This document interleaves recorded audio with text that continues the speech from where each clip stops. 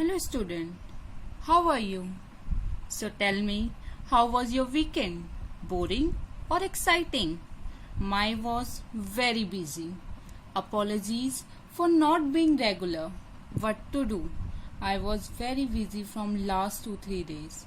But now onward, I will definitely try to make more videos of science.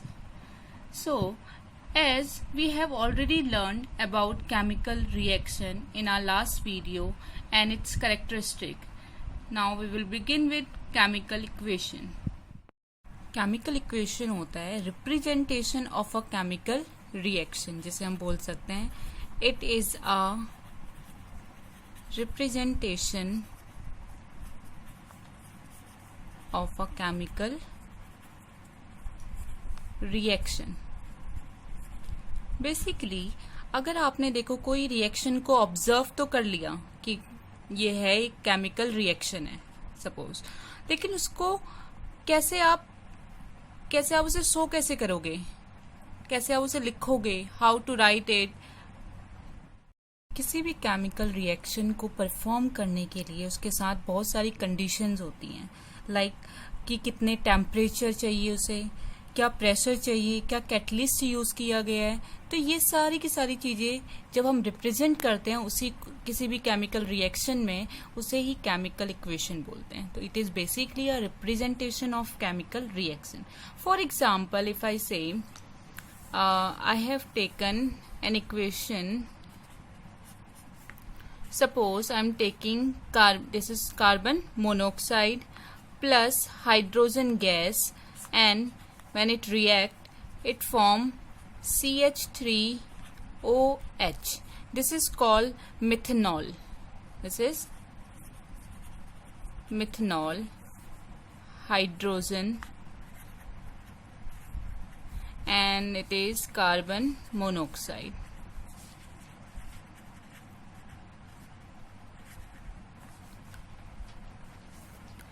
For your information, for your knowledge, this is called reactant. जो भी आपके left side में होता है, this is called reactant. और जो reaction के बाद जो निकल के आता है, इसे कहते हैं हम, जो प्रोड्यूस किया जाता है उसे प्रोडक्ट. ओके. बहुत सारे रिएक्शंस में आपने कुछ ऐसे स्टेट भी देखी होंगी, कहीं पे किसी भी कंपाउंड के साथ या तो S लगा हुआ होता है और there will be L, G and AQ. ऐसे आपने बहुत सारी चीजें देखी होंगी, ऑब्जर्व करी होंगी, कभी केमिकल इक्वेशन देखा है तो उनके साथ कंपाउंड के साथ ये लिखा होता है. तो इट इज बेसिकली ये रिप्रेजेंट करते हैं किसी भी कंपाउंड की स्टेट रिएक्शन में. ये क्या रिप्रेजेंट करते हैं? किसी भी कंपाउंड की स्टेट को रिप्रेजेंट करते हैं. स्टेट मीन्स क्या वो सॉलिड स्टेट में है या लिक्विड स्टेट में है या गैसियस फॉर्म में है या एक्वस है. This is aqueous. ओके. तो ये सारी की सारी क्या रिप्रेजेंट करते हैं? It represent state of any compound in a reaction. This you all know, क्योंकि ये आपने अपनी 9th क्लास में भी पढ़ा हुआ है. ओके. तो ये लोग क्या बताते हैं? ये किसी भी रिएक्शन को मोर इंफॉर्मेटिव बना देते हैं कि दिस इक्वेशन दे रिप्रेजेंट और they make a reaction more informative. What they make a reaction more informative. अभी कैसे? सपोज देखो, कार्बन मोनोऑक्साइड है, ये किस फॉर्म में होती है? गैसियस फॉर्म में. सिमिलरली हाइड्रोजन हमारी किस फॉर्म में होती है? गैसियस फॉर्म में. एंड जो हमारा प्रोडक्ट निकल के आता है मिथेनॉल, ये एक लिक्विड स्टेट है. किस फॉर्म में होती है? ये किस स्टेट में होती है? लिक्विड स्टेट में. देखो यही हमें इंफॉर्मेशन इसने दे दी कि ये गैसियस फॉर्म में है, ये भी गैसियस फॉर्म में है, और जो प्रोडक्ट आता है वो लिक्विड फॉर्म में होता है. सो देखो, ये जो मिथेनॉल होता है, कभी भी किसी भी ऑल लग जाता है, OL, तो बेसिकली ये क्या है? अल्कोहल. किसके अंदर आते हैं, अल्कोहल। अभी किसी ने बोला कि भाई मुझे तो अब ये बनाना आ गया, मैं तो इसे घर पे भी बना सकता हूँ, बट कैसे? चलो फॉर दैट मैटर उसके पास कार्बन मोनोऑक्साइड भी वो कहीं से ले आया, हाइड्रोजन भी वो कहीं से ले आया। उसने एक कंटेनर में कार्बन मोनोऑक्साइड रखी, एक में हाइड्रोजन गैस उसने फिल करी, और थोड़ी देर के बाद वो आया और उसने बोला कि अब तो भाई मेरा मिथेनॉल तैयार हो ही गया होगा। पर क्या ये पॉसिबल है? नो, क्योंकि उसके साथ बहुत सारी कंडीशंस होती हैं जो उसे पता ही नहीं है। क्या वो कंडीशंस होती हैं कि कौन से टेम्परेचर में, that I have already told you कि कंडीशन क्या क्या होती हैं उस किसी भी रिएक्शन को फॉर्म करने में। कुछ कंडीशंस होती हैं, उसके टेम्परेचर, सेकंड प्रेशर, क्या प्रेशर चाहिए उस रिएक्शन को, एंड थर्डली कैटलिस्ट।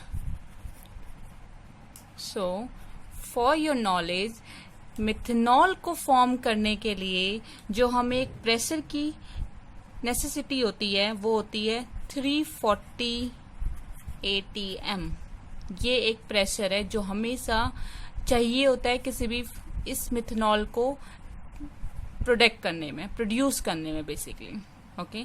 और 340 atm प्रेशर हम घर पे तो प्रोड्यूस कर ही नहीं सकते, तो ये बनाना हमारे लिए पॉसिबल नहीं है। सो this is what the condition. अब ये रिएक्शन पूरी हुई, इसे एक केमिकल इक्वेशन बोलेंगे। इसमें हमें पूरी इंफॉर्मेशन मिल रही है, एक हमारे पास कंडीशन भी लग गई कि 340 atm जब हमने इसको दिया तो मिथेनॉल प्रोड्यूस हुआ। ये गैसियस फॉर्म में है, ये भी हमें एक इन्फॉर्मेशन यहाँ से मिली, और ये लिक्विड फॉर्म में निकल के आएगा, ये भी हमें एक इन्फॉर्मेशन मिली। तो this is what a chemical equation, okay. Now next we will study balancing of a chemical equation. It is very important on the basis of exam balancing. So balancing को समझने के लिए आपको पहले लॉ ऑफ कंजर्वेशन ऑफ मास पता होना चाहिए, जो आपने पढ़ा भी हुआ है। क्या होता है लॉ ऑफ कंजर्वेशन ऑफ मास? क्योंकि किसी भी केमिकल इक्वेशन को बैलेंस करने के लिए इसका यूज होगा फॉर श्योर। तो what is law of conservation of mass? ये आपको पता है कि mass, law of conservation of mass state that कि mass can not be created nor destroyed. ना ही हम उसे बना सकते हैं और ना ही हम उसे खत्म कर सकते हैं। अगर कोई रिएक्शन हो रही है तो उसमें जो भी रिएक्टेंट साइड में जितना भी किसी एलिमेंट का मास होगा और या एटम्स होंगे, वो जो प्रोडक्ट निकल के आएगा उसमें भी सेम होने चाहिए। उसे ही बैलेंसिंग ऑफ केमिकल इक्वेशन भी कहते हैं। चलो इसको समझने के लिए एक एग्जांपल लेते हैं। Suppose I have taken H2 plus O2, जिससे हमारा प्रोडक्ट निकल के आता है H2O, okay. This is H2O। तो ये आपको पता ही है ये क्या चीज है, वाटर। H2 ऑक्सीजन हमारे किस फॉर्म में होते हैं, किस स्टेट में होते हैं, गैसियस में, और वाटर लिक्विड स्टेट में। अब देखो, अगर मैं बोलूं suppose this is hydrogen and it is oxygen, और ये मैं बात कर रही हूँ इसका, चलो रिएक्टेंट बोल देते हैं, ये रिएक्टेंट है। तो रिएक्टेंट साइड और जो हमारा प्रोडक्ट साइड है, इसको मैं P से डिनोट कर रही हूँ, ठीक है, रिएक्टेंट और प्रोडक्ट साइड। अभी ध्यान देना, रिएक्टेंट साइड में हाइड्रोजन के कितने एटम हैं? हमें साफ दिखाई दे रहा है, कितने हैं? 2, ओके। और फाइनल में यानी कि प्रोडक्ट में हाइड्रोजन के कितने एटम है? H2। यहां पर भी कितने एटम है इसके? 2। अब ऑक्सीजन पे आते हैं। ऑक्सीजन के लिए इनिशियल यानी कि पहले रिएक्टेंट साइड में कितने एटम्स हैं? 2। लेकिन अभी देखो जरा प्रोडक्ट में देखो, प्रोडक्ट में कितने एटम्स आ गए उसके? ओनली 1। तो ऑक्सीजन का जो यहाँ पे जो इनिशियल उसके 2 एटम्स थे, अब वो 1 हो गया है, तो उसका 1 एटम कहाँ गया? तो हमने रिएक्शन करवाया और मास डिस्ट्रॉयड हो गया। यही तो मतलब हुआ कि 1 एटम कम हो गया तो उसका मास क्या हो गया? डिस्ट्रॉय हो गया। पर क्या ये पॉसिबल है? नहीं, because we have learn the law of conservation of mass state that कि mass can not be created nor destroyed. यानी कि जब डिस्ट्रॉय नहीं हो सकता तो हमें कहीं ना कहीं उसके मॉलिक्यूल को अब क्या करना पड़ेगा? रिएक्शन में बैलेंस करना पड़ेगा।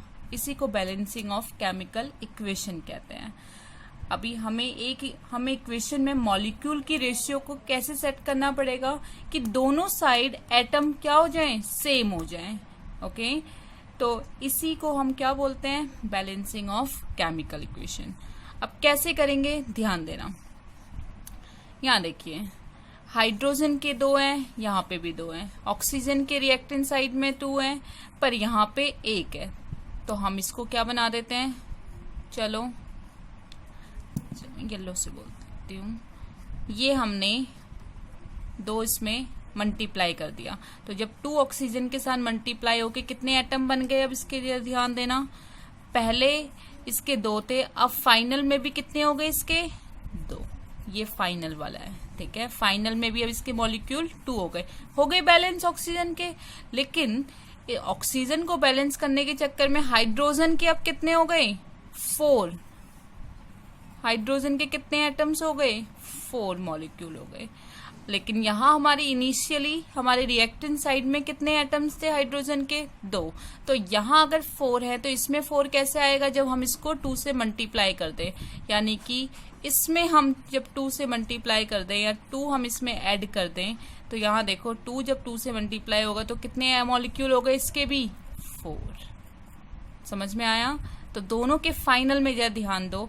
हाइड्रोजन के इनिशियल अब 4 हो गए, फाइनल भी 4 हो गए। ऑक्सीजन के पहले रिएक्टेंट में 2 थे एटम, और अब भी फाइनल में भी कितने हो गए? 2। तो ये हमारी इक्वेशन क्या हो गई? बैलेंस हो गई। This is called balancing of chemical equation. चलो एक और एग्जाम्पल से समझते हैं। फर्स्ट, सेकेंड, ठीक है। अब मैंने लिया CO carbon monoxide plus H2 hydrogen और रिएक्ट करवाया तो क्या निकल के आया? CH3OH। अगर याद हो तो अभी हमने पढ़ा था कि ये क्या है? मिथनॉल है। ये क्या है? कार्बन मोनोऑक्साइड गैसियस फॉर्म में, हाइड्रोजन गैसियस फॉर्म में, और ये लिक्विड फॉर्म में। मिथनॉल ओल आ गया, तो यानी कि ये सब अल्कोहल के वेराइटीज हैं।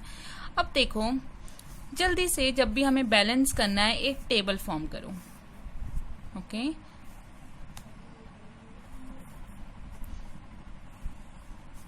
यहाँ पे मैंने ले लिया इनिशियल, यानी कि जो शुरुआत में थे और जो अब फाइनली हो जाएंगे। ओके, और यहाँ पे अपने सारे एटम्स लिख लो, जो भी आपके एटम्स यहाँ पे या जो भी एलिमेंट आपके यहाँ पे प्रेजेंट है। कार्बन, ऑक्सीजन एंड हाइड्रोजन, यही 3 एलिमेंट हैं जो यूज हो रखे कंपाउंड फॉर्म में।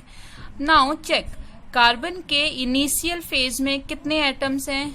ओनली 1। और फाइनल में जो प्रोडक्ट आया उसमें भी कितने हैं? ओनली 1। तो ये तो बैलेंस है। क्लियर? अब ऑक्सीजन पे आते हैं। ऑक्सीजन के देखिए, रिएक्टेंट साइड में 1 एंड प्रोडक्ट साइड में भी 1। सो ये भी बैलेंस है या नहीं? अब हाइड्रोजन पे देखो, रिएक्टेंट में हाइड्रोजन के 2 एटम्स हैं and for sure look at the product side. Hydrogen के यहाँ पे 3, यहाँ पे 1, टोटल 4 एटम। कितने एटम्स हैं? 4। अब यहीं से हमें पता चलता है कि ये तो क्या है? अनबैलेंस है। यानी कि हमें बैलेंस किसको करना है? कौन से वाले एलिमेंट को? That is hydrogen 1। Now look, यहाँ पे फाइनली जो हमारे पास आया है वो 4 है और यहाँ पे 2 है इनिशियली। तो इसको 4 बनाने के लिए मुझे और कितने एलिमेंट चाहिए? कितने एटम चाहिए? 2। तो हमने इसमें क्या किया? 2 से multiply. So look at that, 2 times. अभी कितने हो गए इसके एटम्स? 4 एटम्स हो गए। तो this is what a balance chemical equation. ये भी अब हमारी बैलेंस हो गई। तो सबसे इजी वे है, अगर आपको बैलेंस करने में दिक्कत आ रही है तो एक टेबल बना लो, ये चेक करो कि हमें बैलेंस किसको करना है। क्योंकि हम इसमें भी कंफ्यूज रहते हैं कि हम सबको करना स्टार्ट कर देते हैं बैलेंस और हमें पता ही नहीं कि फाइनली हमें चाहिए क्या. So now let's take one more example. Suppose now I have taken an equation that is HNO3 plus CaOH2. ये हमारा रिएक्टेंट एंड क्या प्रोडक्ट निकल के आता है CaNO3 2 प्लस H2. ठीक है, अब इसे बैलेंस करना है. तो सबसे पहले तो मैंने टेबल एक फॉर्म करी.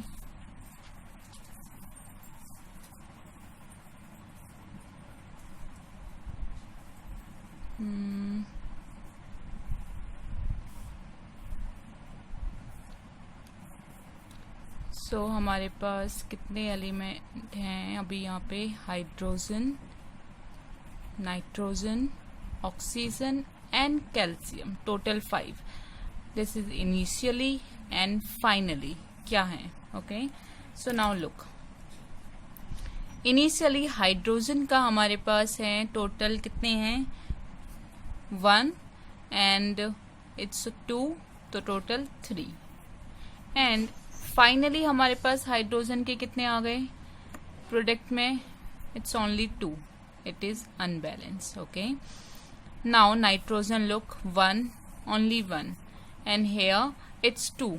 जब all over लास्ट में ऐसे 2 लिखा होता है तो इसका मतलब ये 2 इसके साथ भी है, 2 इसके साथ भी है. दैट मीन्स ऑक्सीजन के 6 हो गए, 3 2 6 एंड नाइट्रोजन के कितने हो गए? सॉरी, ऑक्सीजन के आपके 6, ऑक्सीजन के भी 6 और नाइट्रोजन के 2. ठीक है, तो यहाँ पे हमारे पास फाइनली कितने हैं नाइट्रोजन के? 2. Now look at the oxygen 3. अब ये 2 है, मैंने आपको यहाँ पे भी बताया ये 2 इसके लिए भी है, इसके भी 2 एटम है. ऑक्सीजन के 2 एटम प्लस 3 एटम, यानी कि इनिशियली उसके पास कितने हैं? 5 और फाइनली लुक 6, 3 2 टाइम्स 6 एंड 1 7. तो ये भी अनबैलेंस, ये भी अनबैलेंस, 3 तो हमारे पास अनबैलेंस आ चुके हैं. Now look at the calcium 1. Calcium का सिर्फ एक सिंगल एटम है इनिशियली और जो प्रोडक्ट हमारा निकल के आया उसमें भी हमारे पास कितने हैं? Only 1 atom. तो बेसिकली हमारे पास जो एक इकलौता बैलेंस एलिमेंट है वो हमारे पास सिर्फ कैल्शियम है. तो इसको तो बिल्कुल छेड़ना नहीं, इसको दूर ही रखो.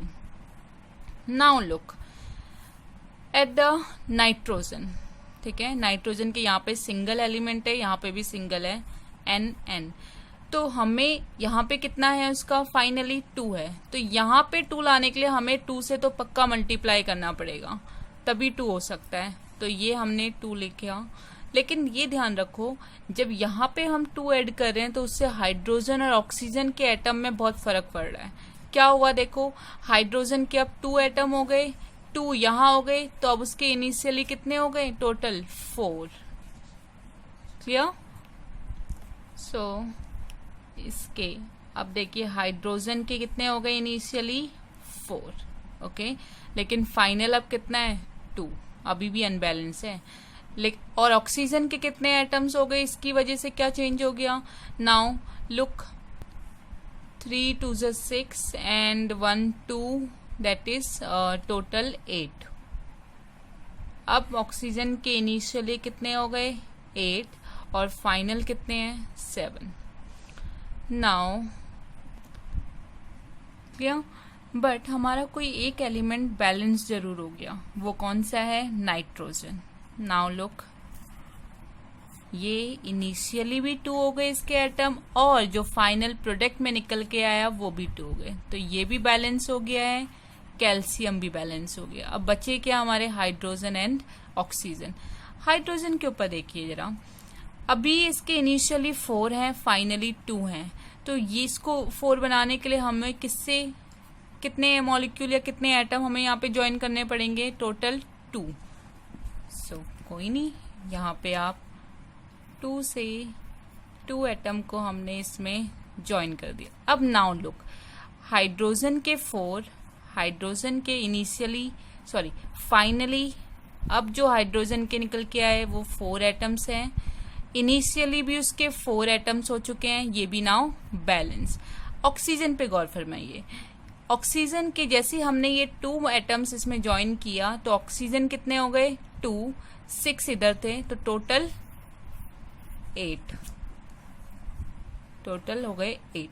और यहाँ देखिए पहले भी 8 थे शुरुआत में और आखिरी में भी 8 हो गए, तो ये भी हमारा बैलेंस हो चुका है।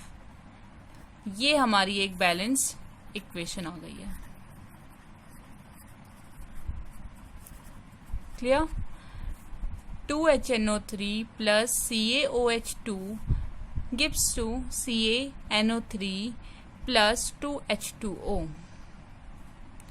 सो ये हमारी एट लास्ट एक बैलेंस इक्वेशन निकल के आई जिसमें हमारे सारे एटम बैलेंस हो चुके हैं, जो इनिशियली थे और जो आफ्टर प्रोडक्ट निकल के आए। Now these two reaction you have to balance. This is your homework. Try. If you can't, tell me in the comments. But try to balance these two equation. It is calcium hydroxide plus what? It is carbon dioxide and what are the product निकल के क्या आते हैं, calcium carbonate plus water. Next one is zinc plus silver nitrate and जो आपके product निकल के आते हैं वो क्या है, zinc nitrate plus silver, Ag is silver. So आपने इस इक्वेशन को पूरा बैलेंस करना है। बैलेंस से एग्जाम पॉइंट ऑफ व्यू से 2 तरीके के क्वेश्चन बनते हैं। एक क्वेश्चन फॉर्म होगा जिसमें आपको सिंपली एक इक्वेशन दिया जाएगा और आपको बैलेंस करना है, जैसे अभी हमने किए थे। एंड द सेकंड फॉर्म जो थोड़ी डिफिकल्ट होती है क्योंकि इसमें हमें इक्वेशन फॉर्म भी करनी है और साथ में बैलेंस भी करनी है। तो वो किस तरीके के क्वेश्चन होते हैं, Look at the example. Barium chloride react with aluminium sulfate to give aluminium chloride and a precipitate of barium sulfate. Form and balance the equation. Look, यहाँ पे हमें खुद इक्वेशन पहले तो आपको एक केमिकल रिएक्शन यहाँ पे खुद ही यहाँ पे आपने फॉर्म करना पड़ेगा और फिर उसे बैलेंस करना है। अब कैसे फॉर्म करना है वो आपको पता है क्योंकि 9th क्लास में आपने यही सीखा है कि कैसे एलिमेंट से कंपाउंड बनाया जाता है और कंपाउंड से रिएक्शन बनाई जाती है। क्लियर? तो now look, barium chloride is BaCl2 plus aluminium sulphate is Al2SO4 and the product will be, what is the product? To give aluminium chloride, that is AlCl3 plus what is formed, barium sulfate, that is BaSO4। Clear? तो ये हमारी chemical equation या chemical equation form हो गई है। Now look, हमें table initially और finally, अब पहले एटम्स आप लिख लो बैलेंस करने से पहले। तो look here, barium is initially 1, finally भी लुक एक ही एटम है। Similarly for chlorine, initially it is 2 and finally 3 atoms हैं क्लोरीन के। लुक हियर, एल्यूमिनियम के इनिशियली 2 एटम्स हैं and finally it's only 1, unbalance है सारे के सारे। And sulphur, look at the sulphur, it is 3 है या नहीं, होल ब्रैकेट के बाद है तो इट इज 3 और यहाँ पे single 1। Now look at the oxygen, 4 and whole में 3 है तो दैट मीन्स 12। ऑक्सीजन के 12 एटम थे इनिशियली और after the chemical reaction it produced 4 atoms of oxygen. So look here, सारे unbalanced हैं अभी फिलहाल। Now look, हमें चाहिए सल्फर के 3 है तो यहाँ पे सल्फर के भी 3 एटम्स बनाने के लिए हमें क्या करना पड़ेगा, 3 मॉलिक्यूल जोड़ने पड़ेंगे, that is 3BaSO4। Now look, sulphur तो बैलेंस हो गया, जो इनिशियल 3 था अब फाइनली भी 3 हो गया है। लेकिन इस 3 की वजह से बाकियों में क्या इफेक्ट पड़ा, लुक, बेरियम 3 हो चुका है, फाइनली जो बेरियम है वो 3 हो चुका है। इनिशियली वो 1 था लेकिन अभी क्या हो गया है, 3 and oxygen, look at the oxygen, 3 अगर यहाँ पे आ गया तो that means it will become 12, तो ऑक्सीजन भी हमारा क्या हो चुका है, बैलेंस। क्लियर। नाउ अगर यहाँ से बेरियम अनबैलेंस हुआ है तो 2 हमारे बैलेंस भी हो चुके हैं।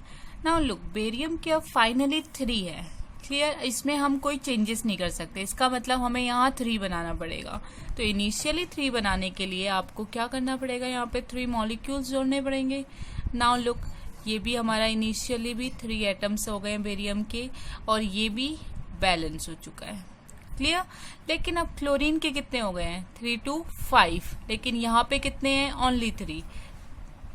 तो इसका मतलब हमें कितने एटम्स यहाँ पे ज्वाइन करने पड़ेंगे, 2।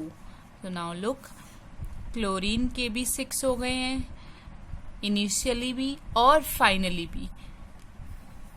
ये भी 6, दिस ऑल्सो 6, तो ये भी बैलेंस हो चुका है।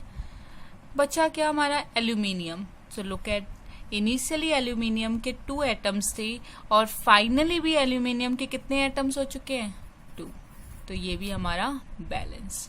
तो this is what a balance chemical equation.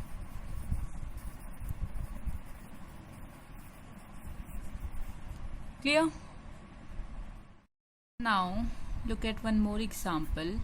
Hydrogen sulfide burns in air to give water and sulfur dioxide form and balance the equation. अब ध्यान देना कि कोई भी चीज कंबशन के लिए, आपने 9th में भी पढ़ा हुआ है कि 8th में कंबशन के लिए आपको किसकी जरूरत होती है, एयर की, और वो एयर क्या होनी चाहिए, ऑक्सीजन। ऑक्सीजन हेल्प करती है किसमें, कंबशन में।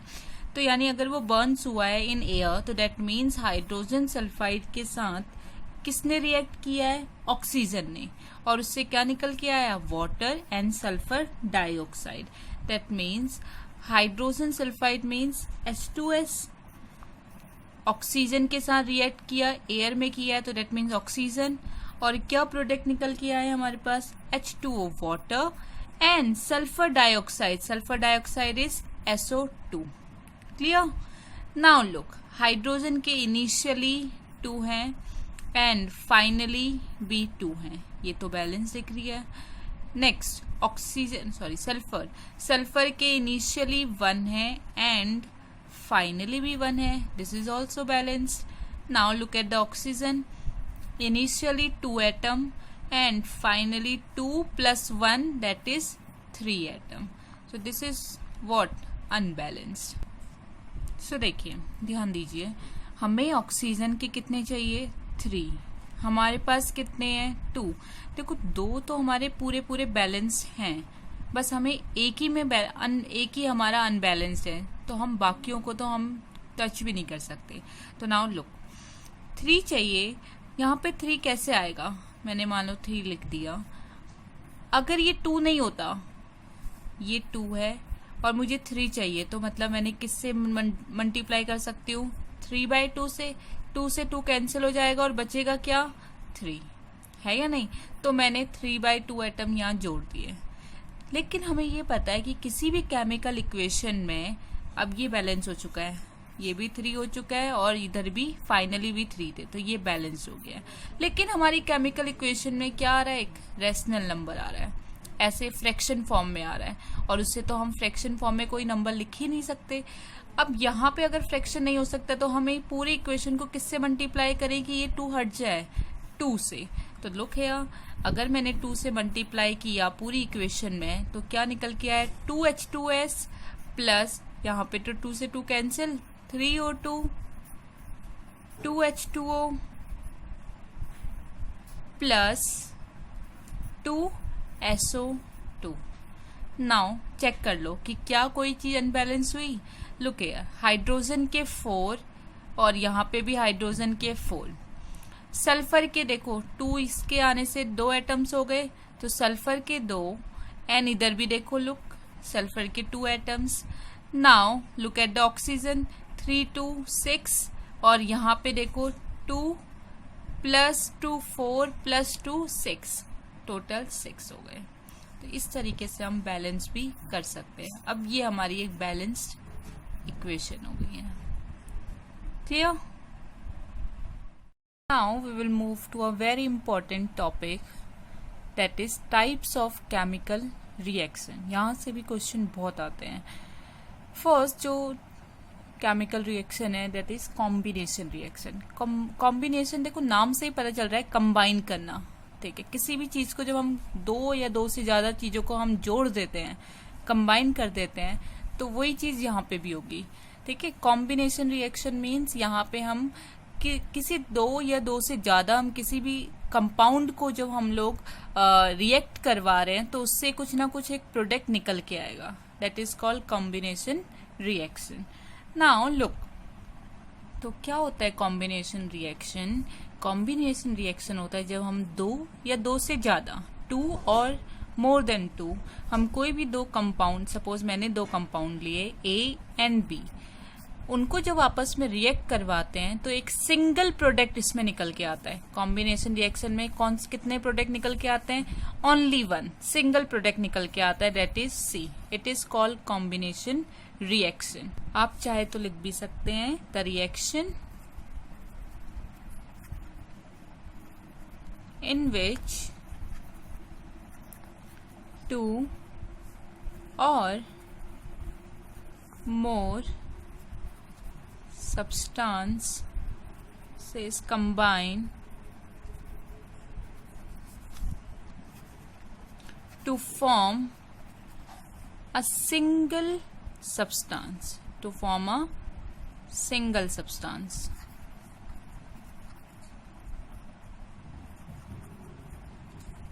ओके, तो एक सिंगल आपका सब्सटेंस प्रोडक्ट में निकल के आता है. फॉर एग्जाम्पल, आपने सब एग्जाम्पल पढ़े हुए हैं कॉम्बिनेशन के. जब हम लोग कैरेक्टरिस्टिक कर रहे थे तब उसमें मैंने दो तीन रिएक्शन तो ऐसे थे जो कॉम्बिनेशन के ही थे. इवन वाटर फॉर्म करना, अगर आपको याद हो, H2 प्लस O2 क्या फॉर्म करता है? H2O, दैट इज 2H2O, है या नहीं? हाइड्रोजन प्लस ऑक्सीजन और एक सिंगल उसने वाटर फॉर्म कर दिया, तो एक सिंगल कंपाउंड आपका प्रोडक्ट में निकल के आता है. सेकेंड एग्जाम्पल, अगर आप याद हो, क्विकलाइम और उस स्लेक्ट लाइम वाला जो मैंने बताया था, Ca calcium oxide plus H2O and what is form? Calcium hydroxide, CaOH2. तो this is called chemical reaction, जिसमें एक सिंगल आपका सब्सटेंस फॉर्म होता है.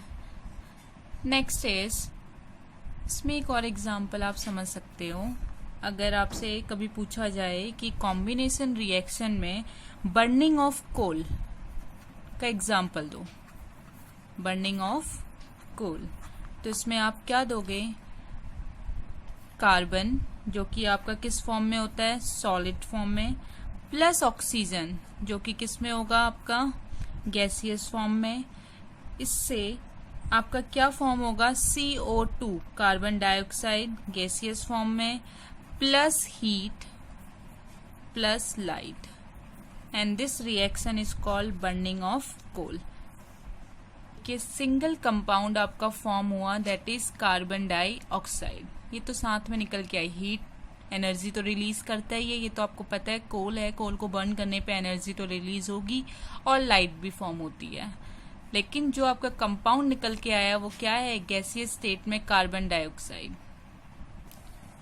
Next reaction we will study is what? decomposition reaction. Okay, this we are going to study now, and it will be last reaction of this video. Next we will study in our next video. Okay, next type of reaction. So what is decomposition reaction? अभी आपने combination reaction पढ़ा था, जिसमें क्या था कि दो या दो से ज्यादा, टू और मोर देन टू सब्सटेंसेस जब रिएक्ट करते हैं तो एक सिंगल आपका क्या फॉर्म होता है? कंपाउंड फॉर्म होता है. क्लियर? लेकिन डिकम्पोजिशन उसी का अपोजिट है, यानी कि यहाँ पे एक सिंगल सब्सटेंस डिकम्पोज होता है और क्या फॉर्म करता है? Two and more substances. It is opposite of combination reaction. आपको एक भी रिएक्शन याद है तो ये दूसरे का क्या हो जाता है, अपोजिट। इसमें सिंगल से फॉर्म होते हैं 2 या 2 मोर सब्सटेंसेस, और वहां पे 2 या 2 मोर सब्सटेंसेस से एक सिंगल सब्सटेंस प्रोड्यूस होता है, तो उसका प्रोडक्ट यहाँ रिएक्टेंट बनता है और उसका रिएक्टेंट वहां यहाँ प्रोडक्ट बन जाता है। Clear? Definition I have written now.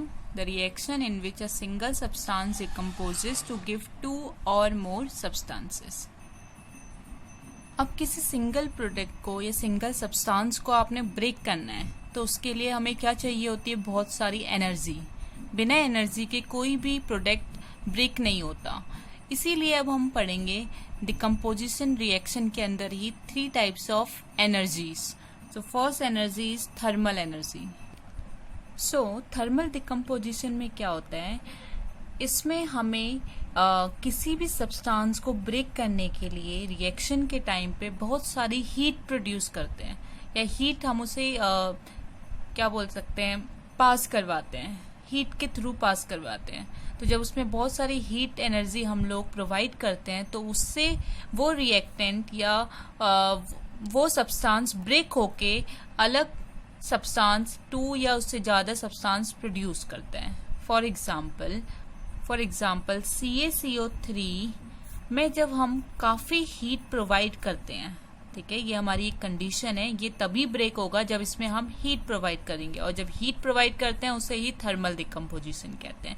तो ये जब ये वाला जो कंपाउंड ब्रेक होता है तो ये किन 2 चीज़ों में ब्रेक होता है, एक ये सब्सटेंस प्रोड्यूस करता है CaO, और क्या प्रोड्यूस करता है, carbon dioxide, calcium oxide plus carbon dioxide. This is what thermal decomposition. Next अगर एक और एग्जांपल आपने याद करना है तो आप पढ़ सकते हो कि 2FeSO4 ये सॉलिड स्टेट में होता है, इसको हम फेरस सल्फेट भी बोलते हैं। क्या? Ferrous sulphate. ओके, ये जब आप कभी देखोगे तो ये ग्रीन कलर का सब्सटेंस होता है।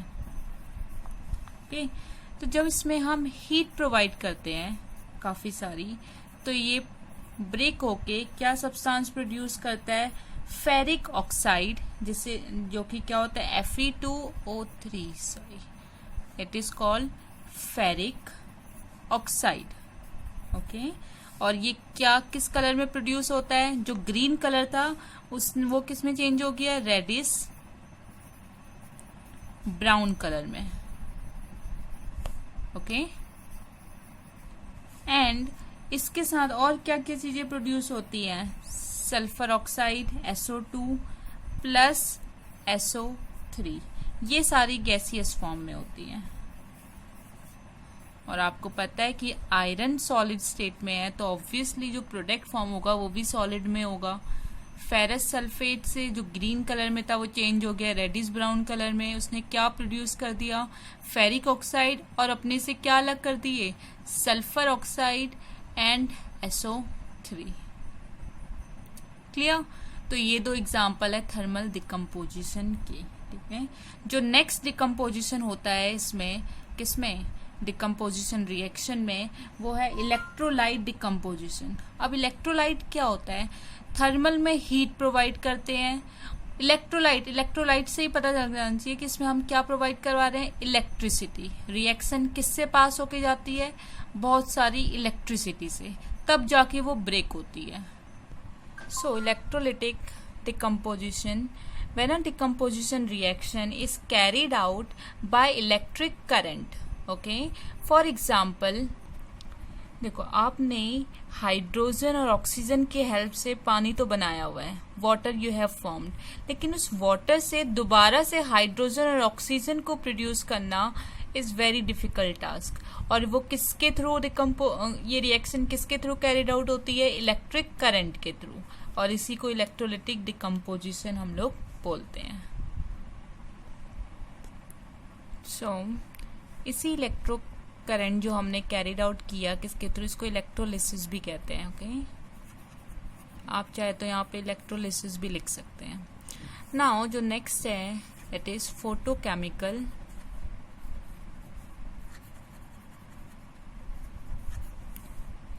decomposition. Now what is photochemical decomposition? जब हमें एनर्जी किस फॉर्म में मिलती है? सनलाइट की फॉर्म में.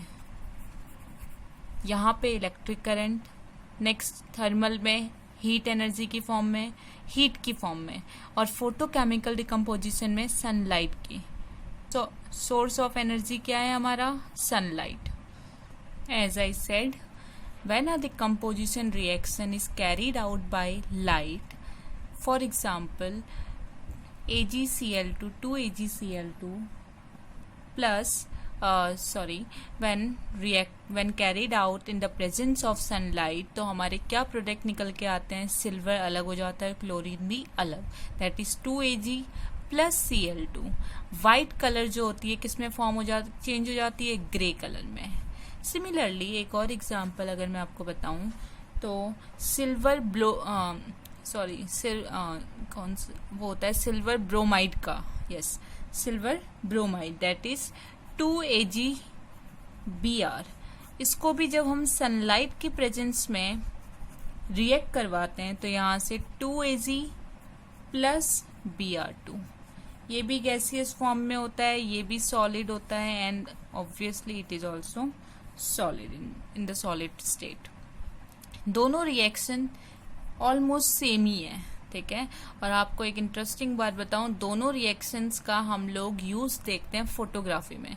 जब ब्लैक एंड वाइट फोटोज हम लोग ये जब ब्लैक एंड वाइट जो हम फोटोग्राफी करते हैं, जो फोटोग्राफर्स होते हैं, उसमें ये फोटोकेमिकल डिकम्पोजिशन इजीली हम लोग देख सकते हैं इन दो रिएक्शंस के थ्रू.